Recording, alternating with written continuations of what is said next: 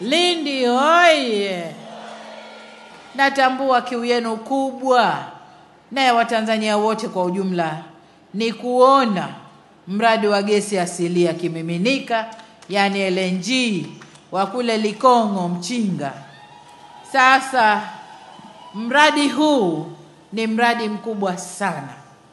Ni mradi wa dola bilioni 40. Sasa anayewekeza lazima awe na uhakika wa pesa yake anayokuja kuiweka hapa itamzalishia kitu gani.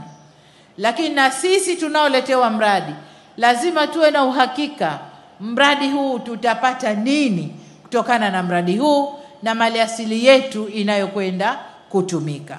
Tuko hatua za mwisho za kukubaliana. Baada ya kukubaliana kabisa tutasaini mkataba na wataanza pirika za mradi. Nachotaka kuambia Wanalindi, mradi upo, lakini hatuwezi tu kupokea mradi ambao usingekuwa na manufaa na nchi yetu. Lazima tuzungumze, tuelewane. Mradi utakapokaa hapa tujue tunapata nini, wanapata nini na tunaendaje. Kwa hiyo mradi, ndugu zangu Wanalindi, upo, ahadi iko pale pale, na ndio maana kile chuo kinaendelea kujengwa ili kuanza kuwafundisha vijana wetu ili wapate ajira kwenye hilo eneo.